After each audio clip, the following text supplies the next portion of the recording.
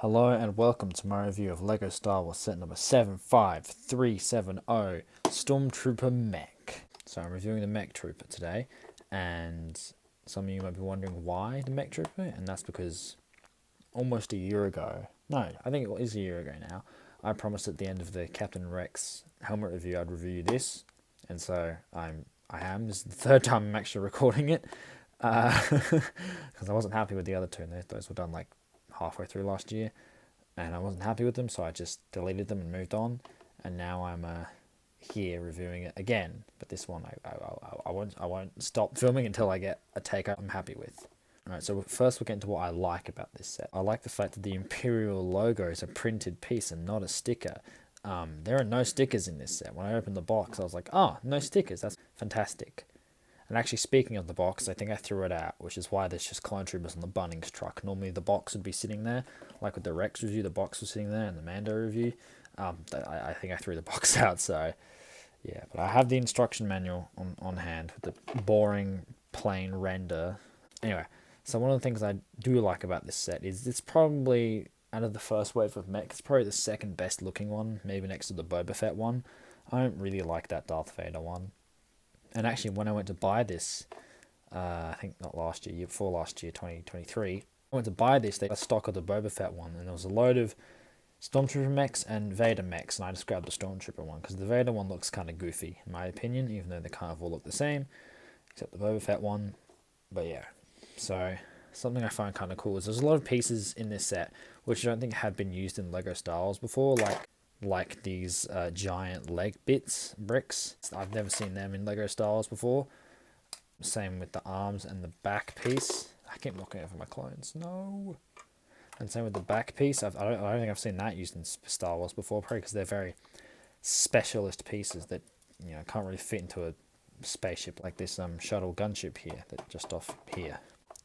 Something else which I like is the minifig. It's very, very securely in there. Like, you can shake it around, you can drop it and throw it around. And the minifig doesn't come out. You actually have to like fold it down. It just kind of sits in there. It's not on any studs. It just sits in there like that. Boom. The gun does look a lot like an E11, which is very amusing. And it has a stud shooter. Another thing I like is the weapon storage. You can hold multiple blasters or accessories. Something else I like is that these new tiles. I say new, this is a few years old now.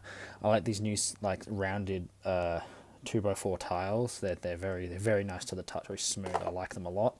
They look great on this set. And yeah, that's kind of all I like about the mech. Something I don't like is it doesn't fit Star Wars. Mechs, like, we have droids, we have Jedi. The audio corrupted here, yay! Droids are ever in Star Wars, so if this was a giant droid, which we've gotten before, it would be fine, but it's not. The mechs, I like brickheads a lot more than I do these mechs, and I think they're more appealing, but I guess this, it's a little mech, and it's got a minifig in it, and it's like an action figurine, like a Transformer. It's about the size of Knockout. All the limbs can come off, so you can, have like battles where, an arm gets, cut off or whatever.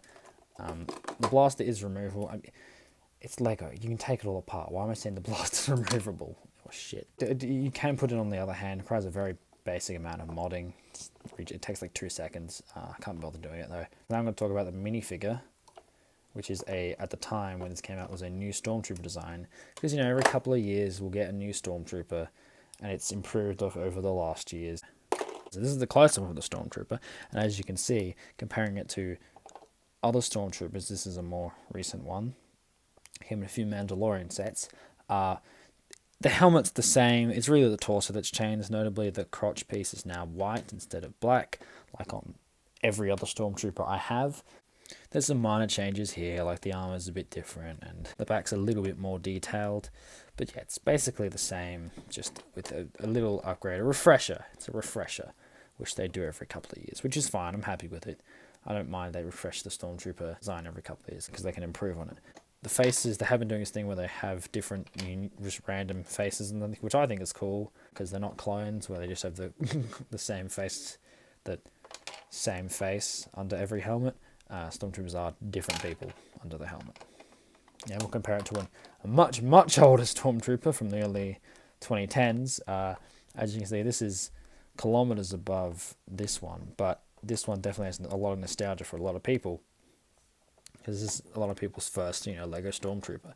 This was one of my first Lego Stormtroopers. And the 2010 Stormtrooper is just, his head is just, I'd say it's better than having, new diverse faces and, different people under it. I'd say that's just kind of iconic. The black head with a little face on the front. I'd say that's kind of iconic and kind of cool. He's a Stormtrooper. He's clearly happy to be a Stormtrooper, which is fair enough. Alright, so if I was given the option between buying this and a brickhead, I'd probably choose the brickhead. But to be honest, it all depends on who it is. If this was, say, a Boba Fett mech and the brickhead was an Mandalorian brickhead, I'd probably go for the Boba Fett mech, just because you get Boba Fett. I understand Lego's thought process. It's an easy way to get cool minifigs and decently sized build for a pretty cheap price, even by Australian standards. I think I got this for like $20, $21.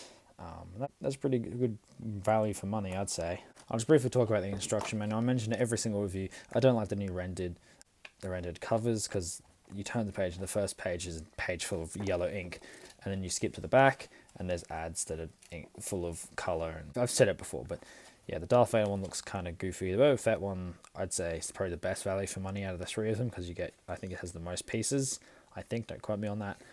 But yeah, the build's very simple. Just by looking at it, you can kind of understand how they do it. There's no, vast techniques with this. It's just, you kind of just slap things on the plates and then call it a day. Alright, that was my review of LEGO Star Wars set number 75370. It was Stormtrooper Mech. Stormtrooper Mech, that's the full name. Not a mouthful like the previous sets. So in the next video, I'll be reviewing something that kind of started my channel. Oh, it's a bit dusty. The Chewbacca Han Solo brickhead. This kind of started my channel, so I'll be reviewing him next. Bugger. I gotta stop knocking the Bunnings truck. Yeah, I'll see you in the next one. Thanks for watching. Bye for now. There's a plane flying over above me.